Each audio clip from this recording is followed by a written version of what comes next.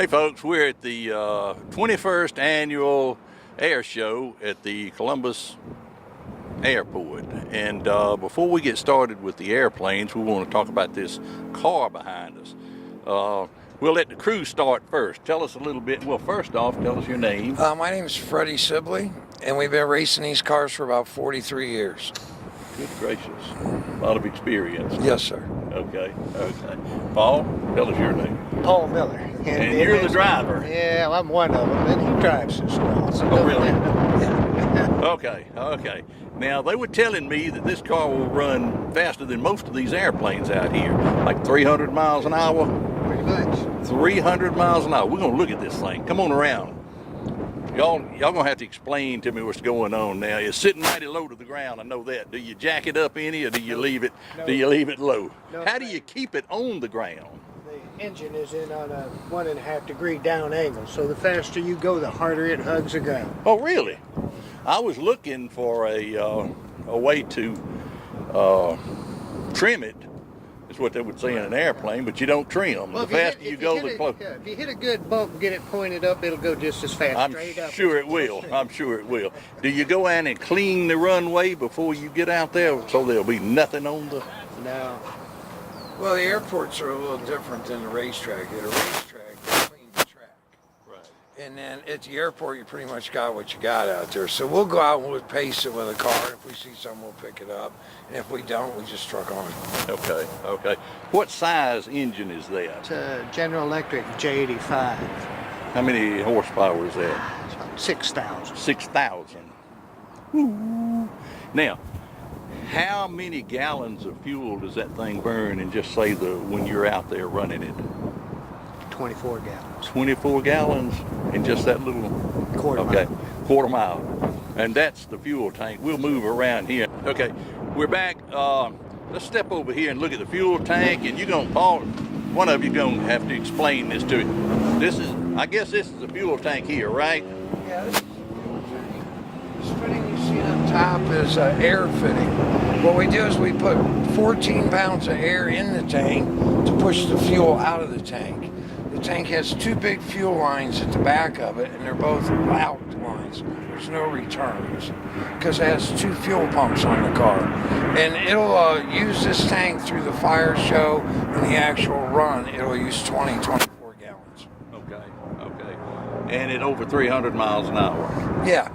Well, it'll actually be about 290, but Well, yeah, it'll be 5 seconds. It'll get there in 5 seconds. 5 seconds. Ooh. Since we've been talking, you've covered a quarter of a mile, and it's Actually, a couple of them. couple of miles. I'm just really amazed. When I first walked up, I was looking for the trim on it. But as you just told me, the faster it goes, the more it hugs the ground. Yeah, I mean, it's built to run across the ground. I mean, airplane's built to fly, and this car is built to stay on Earth. Yeah, but I would be worried if I was Paul and driving this thing, that the front end would get up and it will get airborne. It looked just like the space shuttle leaving. That's what I figured. Yeah, and the thing about a jet race car is, because it's not wheel driven, the car will run as fast upside down as it will right side up. Oh yeah. So it's better to be right side up on the tires, and it saves the body. It saves the body and that body. Oh yeah, we Yes. are here to hurt Paul. Right. Well, I sure we'll let that plane get by. Sure appreciate y'all talking to us, and we want to be here, and we want to hear this thing crank up and go down the track. I want to watch that. We'll be here all weekend. Okay. Mother Nature be a little friendly to us. We'll be fine. Okay, good. Thanks a lot. Have a great evening. Yes, thanks a lot. Have a great night. Okay. Thank you. Thank you.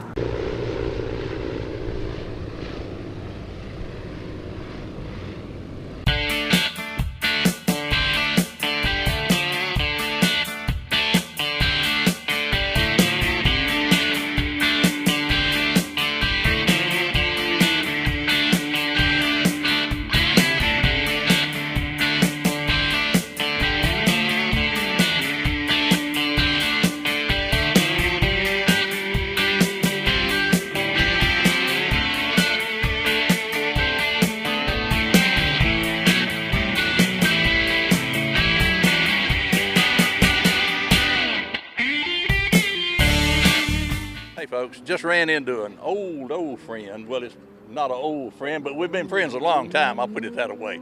Tom Morpeth. Tom was a instructor here at Columbus, and now tell us what you're doing. I'm a captain with the ExpressJet Airlines, flying out of Atlanta, flying a 70 or a 90-seater jet for Delta Connection. Okay, good. And just about to retire here in a couple of months. It's hard to believe. That's hard to believe. Tom was our flight instructor.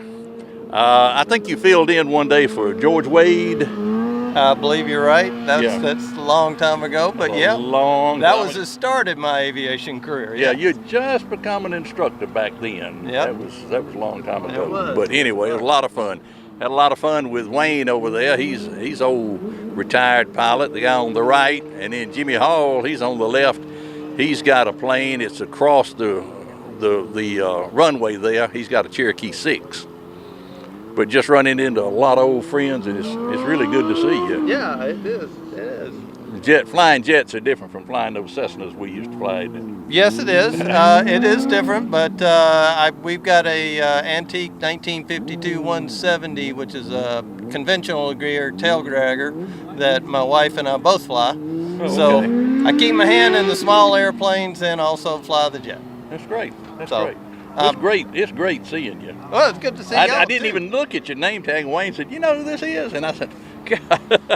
Anyway, good to see you. Good to see y'all. I hope y'all enjoy the show, and we hope to see everybody out tomorrow. I think the weather's going to cooperate. Maybe a little in the morning, but I think the show's going to come off fine. I think it's going to be a great show. I think so. Thank too. you. Thank you. Okay.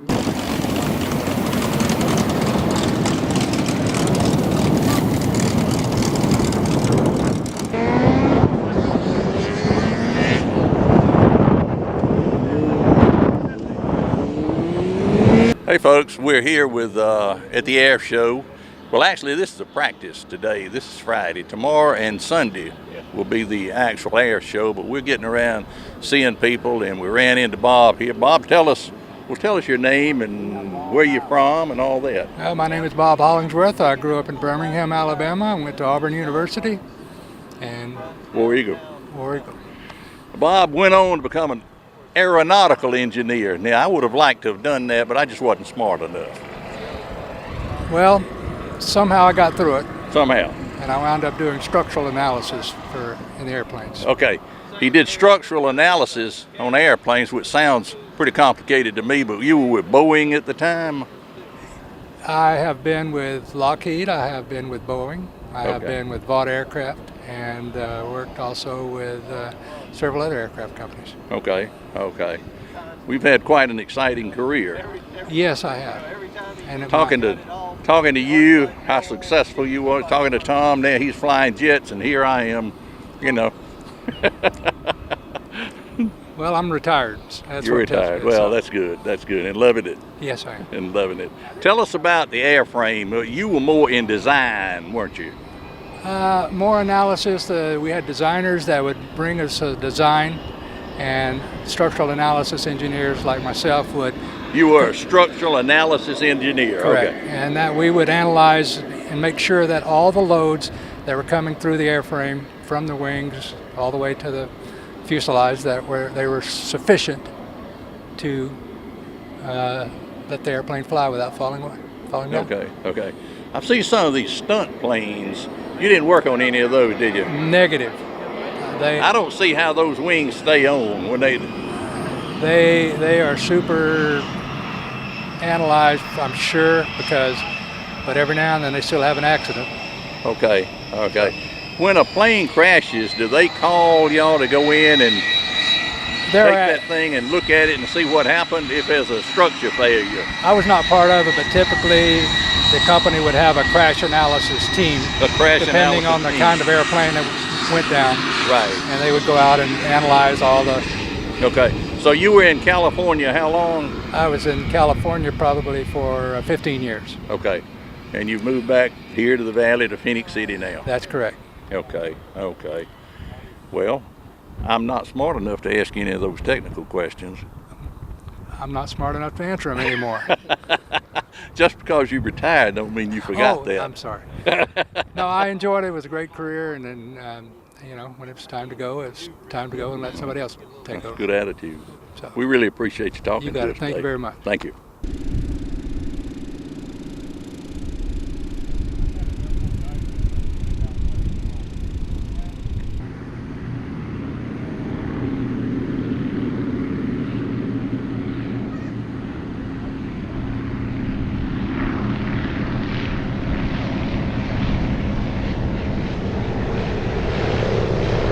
Okay, we're at the Columbus Airport with the Columbus. This is the 21st year, I think, of the air show. sir. All right, and you want to tell us a little bit about this? Go ahead and introduce yourself. Sure. Hey guys, my name's Chandler Brown. I'm with Imaginaire. We're based out of Atlanta.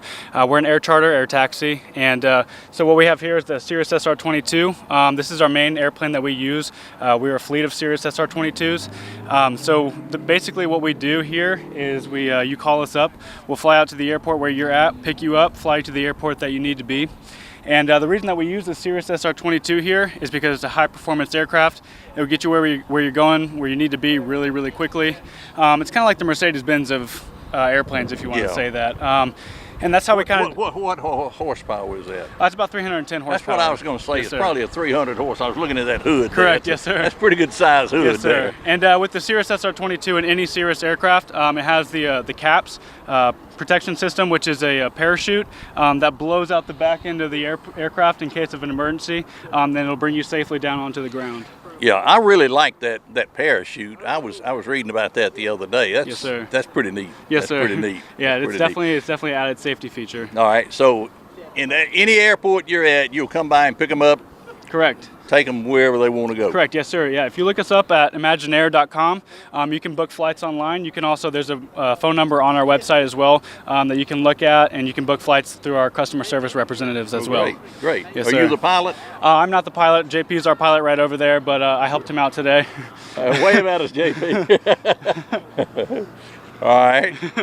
Well, that's good. That's really sir. good. I appreciate the, Yes, sir. the No interview. problem. Thank you very much. Thank you very much. Yes, Okay. sir. You have a great day. Okay.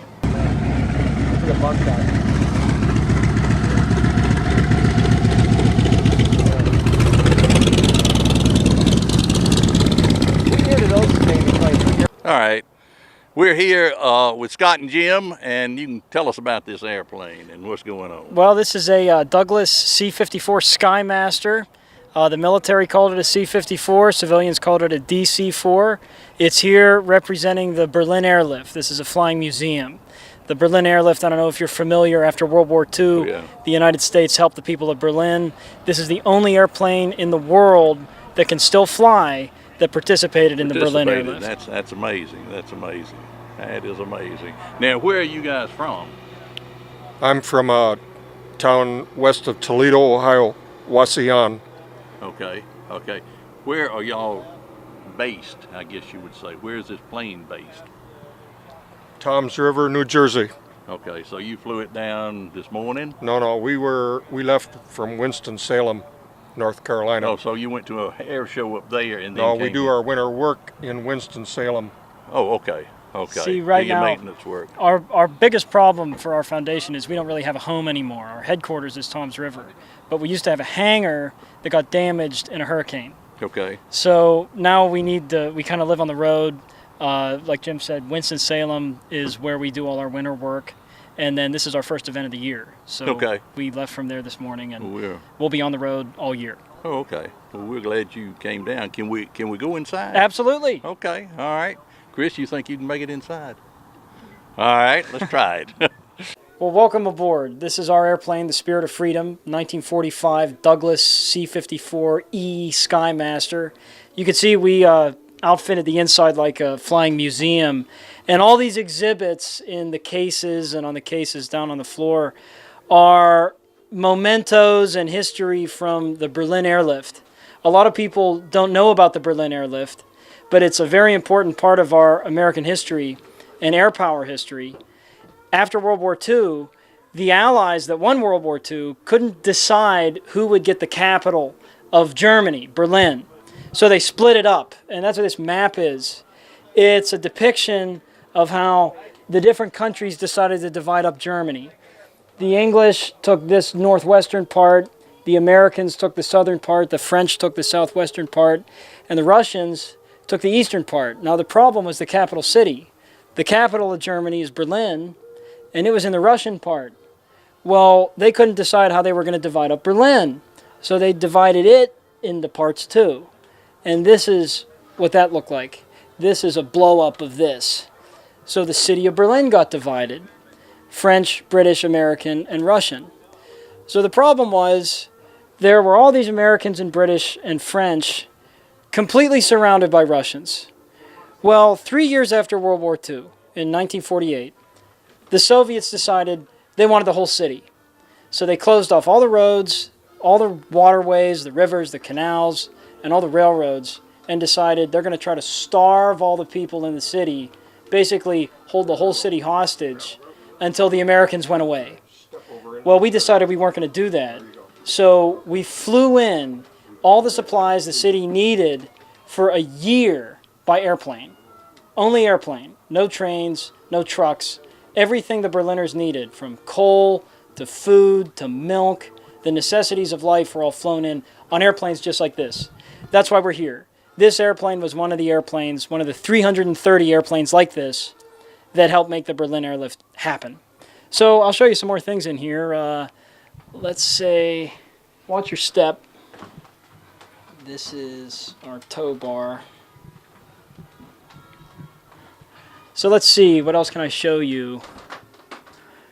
Back in, during the airlift, this whole airplane would have been empty. It wouldn't have had the seats, it wouldn't have had the displays. It would have been full of coal. This airplane can haul 10 tons of supplies.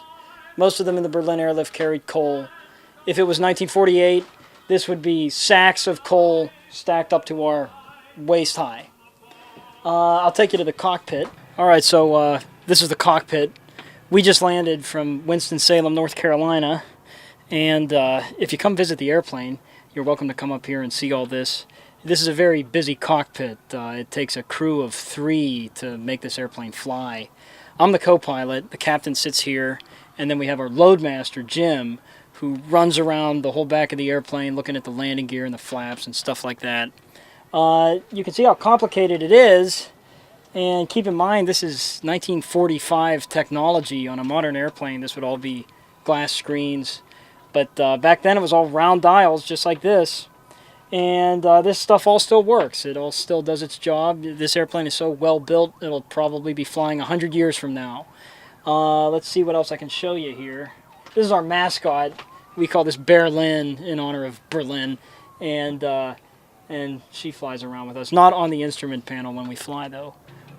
One thing that tells you how old this airplane is this skylight. I don't know if you can see the skylight, but it's one of the unusual features of the airplane.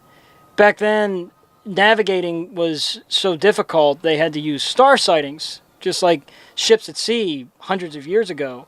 They did the same thing in airplanes like this in the 1940s. They had a guy with a special instrument where he would stand on a little ladder and look out this dome and see the positions of the stars at night when they were over the ocean. And he had all these charts and books, and he would draw exactly where their course was based on where the stars were. So that's what that's for. And people ask us all the time, what is that? Is that a gun turret or something? But that's what it is. It's for taking star sightings. There you go, man. What do you think? That's pretty cool. That's perfect, yeah. Would you like Sully? Yeah. Brace for impact, Craig. All right, so what this is here, I want to show you this item. This is a mock-up. It's a replica of a system that air traffic controllers used during the Berlin airlift. We have it on display because it's a really important technical development. See, today, air traffic controllers use a system called ILS, Instrument Landing System. And that system that all airliners use today was pioneered during the Berlin airlift that this airplane participated in. Back then, they had a huge instrument just like this, and they would have a guy watching the position of the airplane. This was the side view of the plane coming into land. This was the top view of it coming into the airport, all done on radar. And this system pioneered the system that's in use today. Here's something else that's pretty interesting. This poster behind you. So this poster here, this is a poster of the 31 Americans that lost their lives during the airlift. A lot of people don't really realize just how dangerous flying cargo can be, but the effort that we made back then, it lasted over a year and involved thousands of people, hundreds of airplanes, and there were accidents, and some of these guys lost their lives. So this is our tribute to them. One story everybody enjoys from the Berlin airlift was the story of this guy. His name is Gale Halverson. He was an Air Force pilot, and he flew airplanes just like this C-54. And he's famous because he earned a nickname. They called him the Candy Bomber.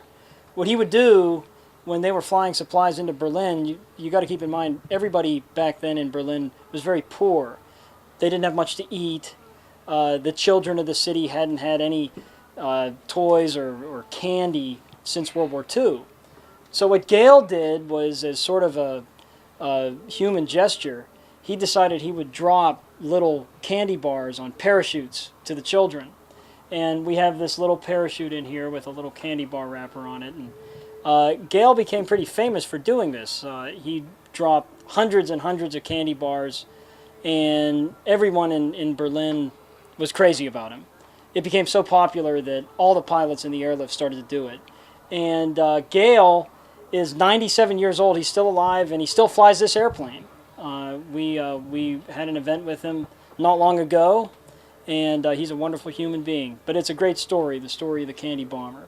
We actually still do that, our airplane. We drop candy at different air shows. So you might see us doing that someday. This dog, we have a statue of a dog here to represent a real dog. During the airlift, there was a pilot named Russ Stieber. We have a picture of Russ down there. And he had this stray dog that he found apparently in Berlin. And the dog, for some reason, really enjoyed being around airplanes. It would want to come with Russ whenever he would fly, and Russ would bring the dog on board the airplane. Of course, it was totally against regulations, but he would have the dog up in the cockpit, and the dog would, you know how dogs are, they like to stick their head out a car window. Well, the dog liked to stick his head out and look out the windshield, and he loved sitting in the airplane and being with the crews. And all of Russ's friends eventually kind of all got to know the dog, and sometimes they would alternate who got the dog. The dog's name was Vittles. The operation, the Berlin airlift, all the pilots called it Operation Vittles. Well, they named the dog after the airlift, so they called it Vittles. And whoever had Vittles would kind of, have him up in the cockpit whenever they would fly. And it became such a popular thing, the general in charge of the airlift found out about Vittles. And they tried to put a stop to flying the dog. But by then it was so popular, they couldn't stop. So the general said, okay, you can keep flying the dog, but you got to make a parachute for the dog. So you can see in our statue, he's wearing what they made for him. This is a real parachute, and the way it worked was if they had to bail out of the airplane, the guys would bail out, and Russ would have the dog, he'd be holding the dog, and then he'd pull his ripcord and his parachute would open. And then he'd pull the dog's ripcord, and then the dog's parachute would open. And fortunately, they never had to use it.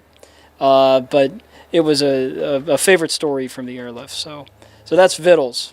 One thing that this airplane did throughout its history was it got to participate in a very special ceremony. In 1998, the 50th anniversary of the Berlin airlift, our foundation flew this airplane all the way back across the Atlantic Ocean back to Berlin.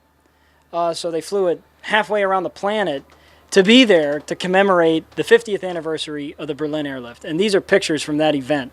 This is a picture from 1948, and below it, this is a picture of 1998, when this airplane flew the exact same approach into the airport in Berlin. It's called Tempelhof Airport.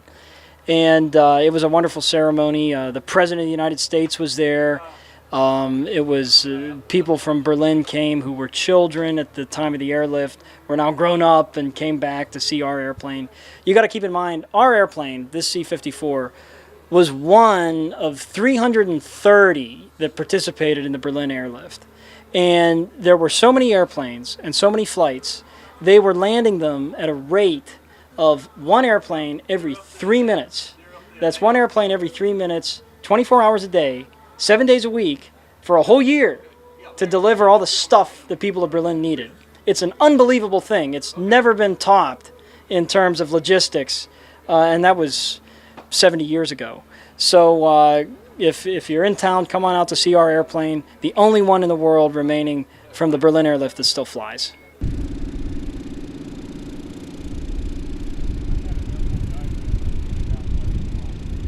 Okay, now we're with Jimmy Hall. Jimmy, how long have you been flying? I first acquired my license in 1986, so 31 and a half years. Yeah. Okay, Jimmy's got a plane that's across the runway here. Tell us about that.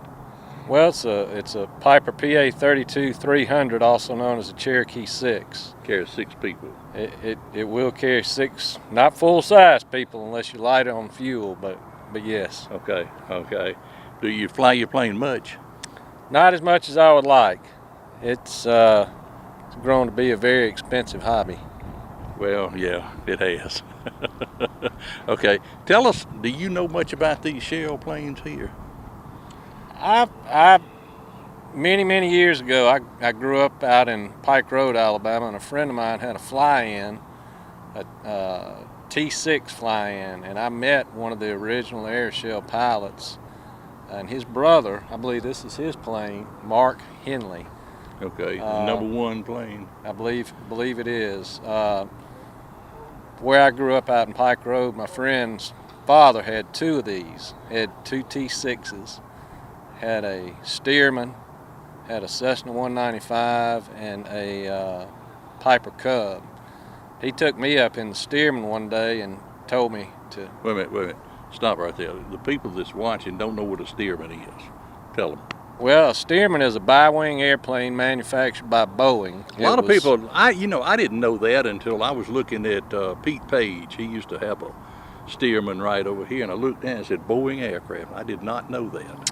They were used as trainers in World War II. They first would train in Stearman, and then eventually they'd move into these T6s. T6s were used as trainers as well. I didn't know that the Stearman was used. I knew the T6s They were. They used a lot of them. And if you go back and watch the movie Tuskegee Airmen, they originally started flying in Stearman. Really? Really? But Woody took me up in that Stearman one time and told me to take the stick, and he was demonstrating, do this, you go left, do that, you go right, pull up, and then he shoved it forward. My stomach just... Oh, yeah. I almost lost it. But I've had the bug since I was a little boy. My granddaddy would take me out to the airport in Montgomery, and he knew the guys up in the tower. They'd let us up in the tower, and we get to watch planes take off and land. And then after I actually got to fly in that Stearman, I always, from that day forward, I always wanted to get my license, and ultimately I did. Yeah, that's the way I was. My brother liked trains, and so on Sundays they would have to take me to the airport, take my brother to the train station. Well, we got to go to the train station too. Really? Yeah. I never wanted to be an engineer. I never wanted to be an engineer. I always liked flying. I didn't care anything about the trains. But anyway, well, we appreciate you stopping by today. Absolutely, I enjoyed it. We're going to have looks like it's going to be well, I don't know, it's supposed to rain tomorrow, isn't it? It's supposed to come on through fairly early in the morning. By air show time, we ought to be drying out. Okay, what time's the air show start? I believe it starts at 10 o'clock. Okay. The actual air show, the gates will open at 10, and I think the air show itself will start at 1. Okay. All right, well, we sure appreciate it, Jimmy. You bet. We're going to wind it up for CTV Beam. I'm Steve Abbott. This is Jimmy Hall. Y'all come out to the air show. See you next week.